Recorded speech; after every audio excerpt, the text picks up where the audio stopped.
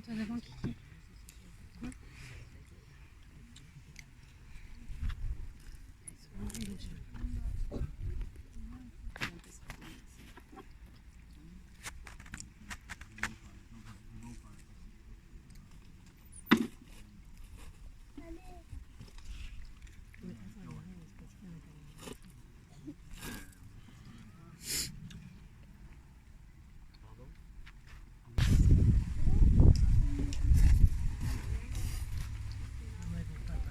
Parce que sinon on ferait plein de trous là-bas.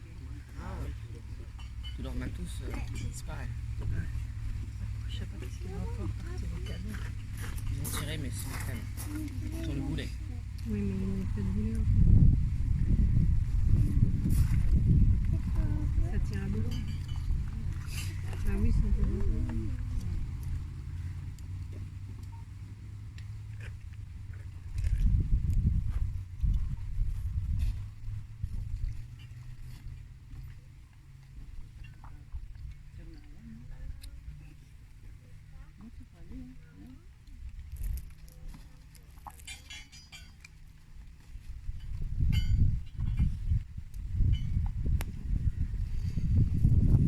Bonjour à tous, bienvenue, je vous présente le canon Le Brutal.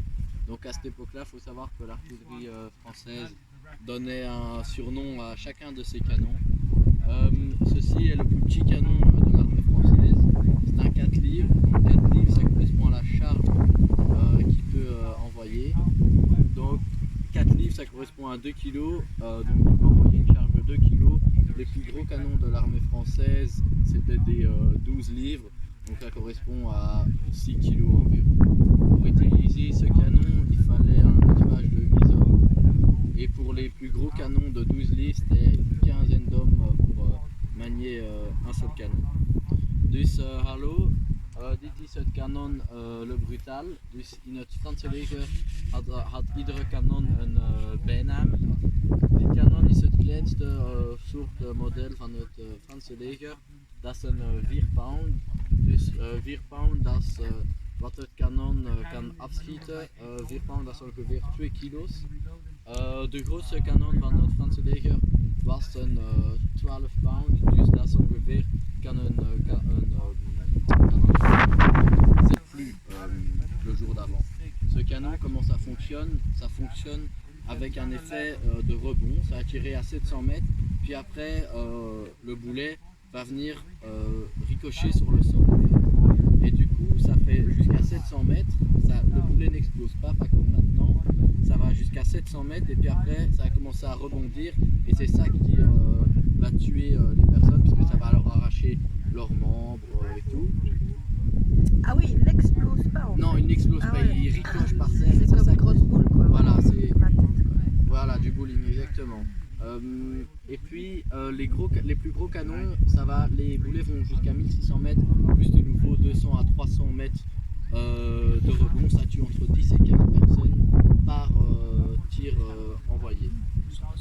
Dus zo'n soort canon, et donc il n'a pas pu utiliser les rebonds de grâce au temps de mort parce que ça s'enfonçait dans la terre, ça ne rebondissait pas. Et les Anglais étaient en haut, les Français en dessous. Et comme vous voyez, on ne s'est pas levé le canon. C'est pour ça qu'ils étaient tout le temps en première ligne, souvent en première ligne.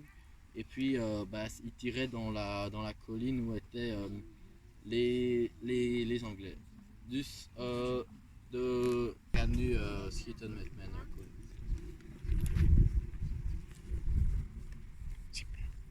Artilleur en batterie! Et que vous venez!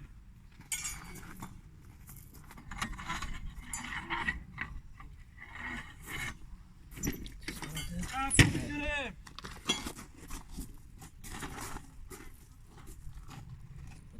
Refoulez!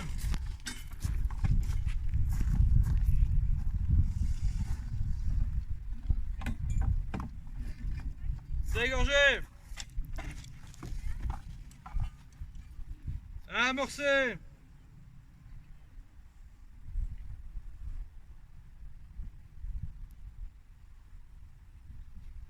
T'as bien poussé jusqu'au bout?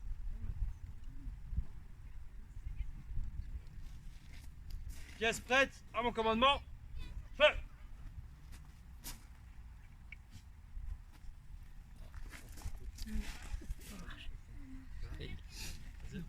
À mon commandement, feu!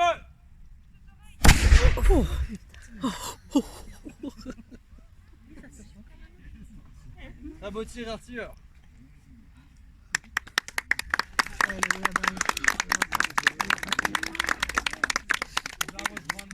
Dommage. Donc là, vous avez pu voir, c'était un tir avec 100 grammes à peine. À l'époque, il mettait environ 750 grammes de poudre. Donc il y avait beaucoup plus de fumée et de bruit.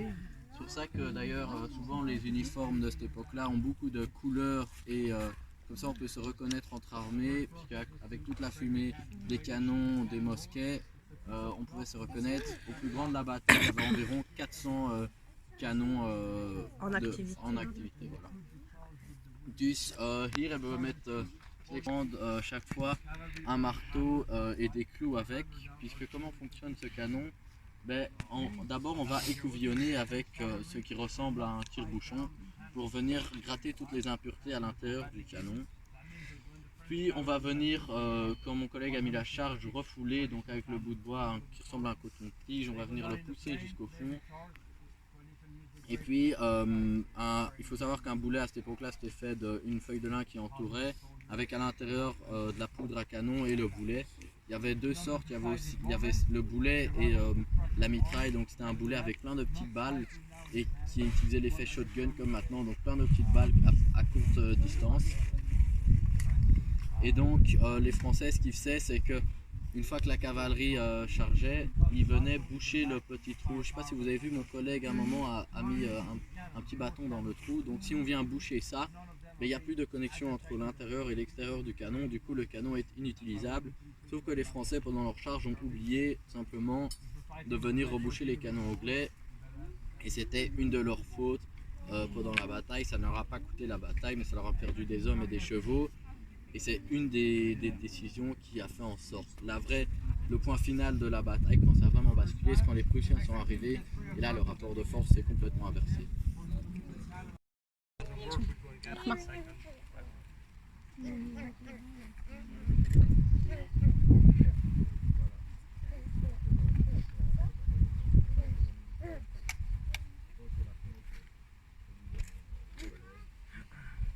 Garde à vous, portez arme.